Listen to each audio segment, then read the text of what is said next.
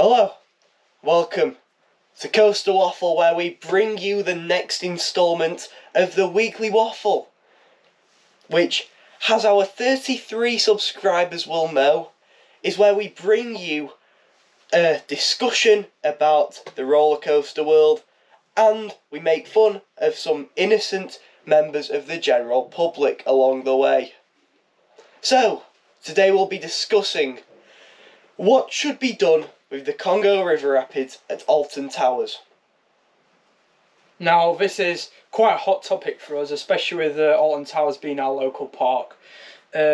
Congo really does have a place in our hearts. I think we should mention that. Obviously, we've grown up riding this attraction, and it is still quite a classic at Alton Towers. Obviously, being introduced way back. So yeah, it is a classic. We can't deny that. But yeah, what we're trying to argue in this waffle is it is outdated in comparison to other rapids around the world, and therefore we're just contemplating whether it should be removed or refurbished. I mean, yeah, because you can't, at this point, you can't do nothing with it. You've got to either refurbish it, you've got to bring some stuff back, add some more stuff to it, or you've just got to bin it off completely and build something new and exciting. Now, why this place is quite useful, especially for a roller coaster for the park, is obviously with the tree height restriction. For those of you that don't know, basically the local governing body around Alton Towers says that you have to build below the tree height or else it won't be allowed. Basically, just because of the heritage of the towers, and the local authorities don't want the roller coasters to disrupt the view of the towers. So, what this area would provide, obviously, with the already established tunnels of the rapids, is that a roller coaster could be below the tree height. Yeah, I mean, to be honest, I would argue to get rid, because although this does come from an enthusiast perspective, and I know it would cause some issues for families attending the park, but I think it takes up such a large area that you could do so much with a roller coaster there. You could dig into the ground like Nemesis, you could really create something very, very special, and I think with the creative people they've got at Alton Towers, I think it would be brilliant to see how they could utilise that space. Yeah, I think that's actually quite a good point. You know, the footprint is really large because you've also got to consider that Congo also uses the reservoir, which is located next to it because of how the ride system operates. So if we did remove it, it would really improve sort of the amount of space Alton Towers can use. And the park is already struggling for space and is forced to reuse land because there's obviously only a limit to what they can use and purchase around the property. So it's getting to the stage now where expansion's difficult and they've got to build on previously created attractions.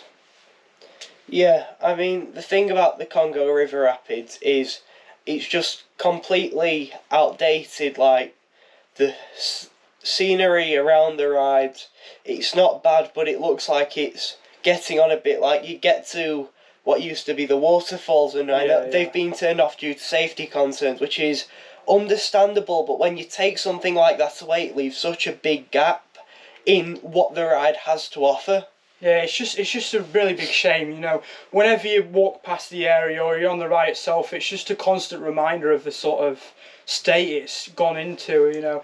There's no theming, there's no effects, there's not even any water guns anymore that children used to be able to pay to shoot people on. I mean, I get that safety is a concern and that should always be the priority. Now, there is one major issue with removing it, which is why the park would have such a difficult time making a decision about it, and that is the attraction that it provides to younger families.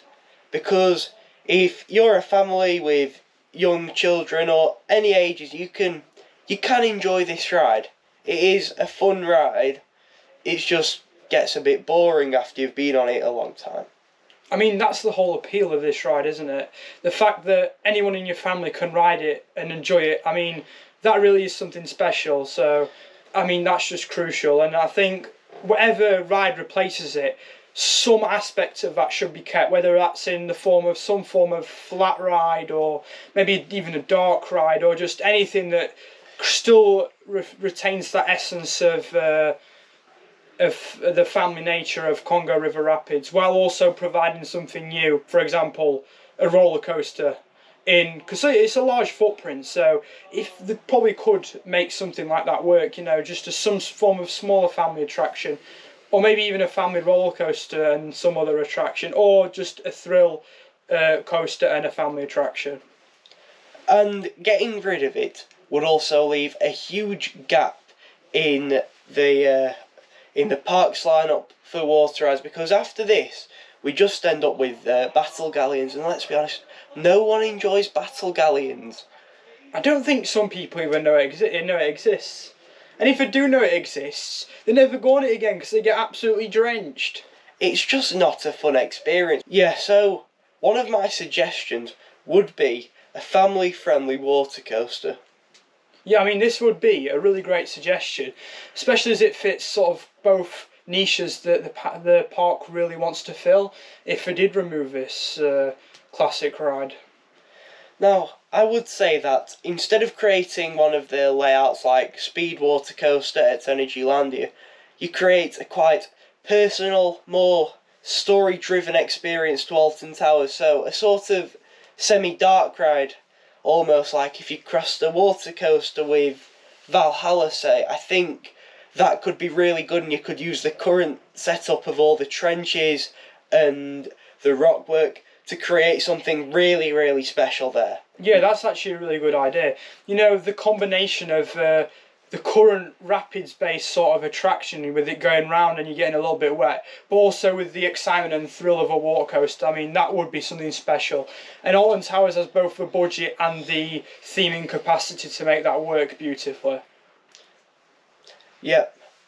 However, there is another idea which I would suggest in place of this ride, and that would be a roller coaster similar to Hagrid's Magical Motorbike Adventure at Universal Orlando.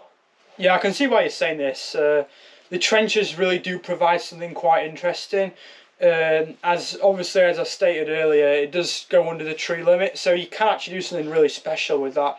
Especially if it's a launch coaster, it really would be quite something interesting with the low to the ground basis. And you could also use that to maintain a family-friendly element to it, which means people can still enjoy this ride regardless of age, if that makes sense. Well, that's a good idea if you want to appeal to the family market. But the coaster enthusiast in me really wants some form of Intamin blitz here. Launchers, low to the ground, intensity and airtime. That would be something special and something thoroughly enjoyable. But obviously, it does need to be a family attraction. It has to be replaced by something of that vein, just because it'll leave too much of a gap in the park. Now, what would be okay is if they replaced it both with an extreme attraction and a family attraction, but whether that's going to happen or not, it's difficult to say. So, overall, my verdict is that it is probably going to be better, at least short term, just to keep it, but try and enhance the ride experience, add some mist effect to something like that, just to make it feel like more of a complete package. Yeah, I mean, this ride really needs to be modernised. If you compare it to other rapids around the world, it just falls behind. The theming is lacklustrous. There's no special effects. There's nothing. I mean, it just needs to be redone. And I think something that would really be beneficial is the new ride cost system they've developed. That would be really good because it sort of reduces the risk of people falling out, which minimises the safety implications that cost the waterfall. So that would be quite a good change. So, welcome to the next segment of our Weekly Waffle, which is the random roller coaster from RCDB. This is where I will refresh my phone on the RCDB website and we shall react to the roller coaster that appears. So the first one is Opa at Mount Olympus Water and Theme Park. That's a mouthful. Located in the USA, if you didn't get that from the English title. The roller coaster is called Opa. Opa? How do you even pronounce that? What is going on here? Oh, and is that Zamperla, my favourite roller coaster manufacturer? It is unfortunately a Zamperla Wild Mouse, which pulls up to 2.5 Gs of force. I mean, that's not terrible for a wild mouse, in all fairness. It almost hits a top speed of 30 miles per hour, and it has a length of just over 1,000 feet. However, quite fortunately probably, this ride is defunct. Next up, another wild mouse. Hey! By the name of Wild Mouse. I mean, that's just so creative. That is just marketing at its finest. John Wardley would be proud. He would. And this is at West Point Park in Pennsylvania in the USA. In West Point. There are no stats about this ride on here. However, it's also defunct. It's made by P.A. Schiff and Associates. You know what that is? That is shifting. Moving on to the next coaster. It is Draak at Plopsalanderpan in Belgium. Now, this probably looks like the least horrid ride we've looked at this random roller coaster, and thank God it is actually currently operating. Finally, that is quite the shock. I mean, this is the first ride in this series I've actually heard of, and with our theme park plans potentially covering Plopsalanderpan, it'll be interesting to ride this roller coaster in the near future. Yeah, although it only hits a top speed of 22.4 miles per hour, but it has a length of just over Opa, which we covered earlier in the video, of 1,476 feet. It's built by Mack Rides, so that is probably a more reputable manufacturer than Zamperla or the Shifty guys. So, you join us with the GP of the week, and this week is Pick Your Trail, the blog. So, on their list of the 8 scariest roller coaster rides in the world, the top one is Formula Rossa in the UAE. However, this image isn't even correct. Quite clearly, you can see Formula Rossa. You know that roller coaster, the fastest one in the world. You know, it's also apparently very tall and located in Salou in Spain. Wait, what? But it says it's in the UAE. Wait, what? And this isn't even Red Force. I could have forgiven them. But look at that airtime hill. That is not even Red Force. I mean, we're off to a great start already. Right, so second, King Dakar. I mean, look at this one. If you look at the images we're comparing, I mean, I can tell that the world's tallest roller coaster might be a tad scary. I can forgive them for this, to be fair. So moving on then. Gatekeeper in the USA. Tallest inversion on a roller coaster. Ooh, scary. How would you cope with riding this, Mark? I think I'd die. I'd cry. I don't know how I'd be able to cope to this. I was sure, no, I am positive that the world's tallest inversion is actually on steel curtain. So, clearly, they need to work on getting the facts right. Because this has been a terrible start so far. But we get on to number 4, which is Full Throttle USA. I don't even have anything to say about this, Mark. What's your opinions on it? I mean, why is this on the list? I mean, who thinks scariest roller coasters in the world? Full Throttle, you know, those... No, but the big loop is scary. Not the big loop. I know, and oh my God, it's just, I don't know how anyone could cope on that. And then we move on. What even is this? There's nothing to do with this roller coaster here. Anyway, the Smiler. As you can see, the Smiler is now a Mauer spinning coaster.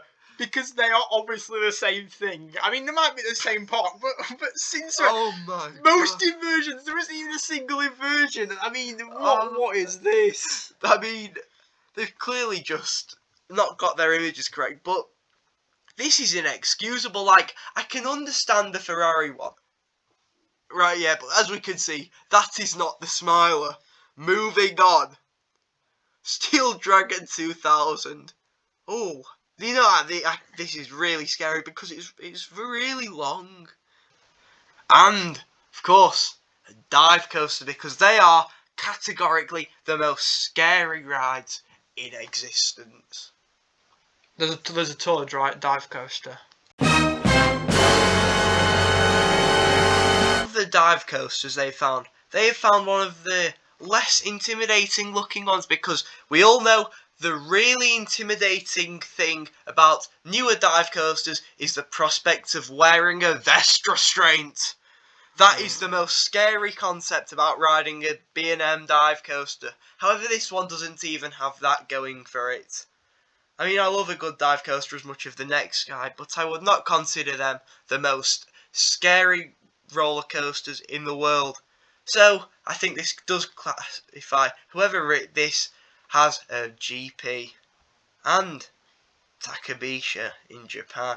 I can understand this one, but out of everything that you've got in the world, this cannot be one of the top 8 most scary. I don't understand this list. It is... Something's gone wrong here. So anyway, congratulations Vishal, you are our GP of the week. I mean, I'm not sure that's really an award that you want, but it is an award all of the same. Anyway, if you disagree with Vishal's rankings, make sure to smash a like on the video and make sure to hit that subscribe button with notifications turned on so you can experience every single weekly waffle for the next 30 years. I'm sorry for Tom's shameless plug. Please just subscribe, like, I actually beg. Goodbye. Thank you for watching.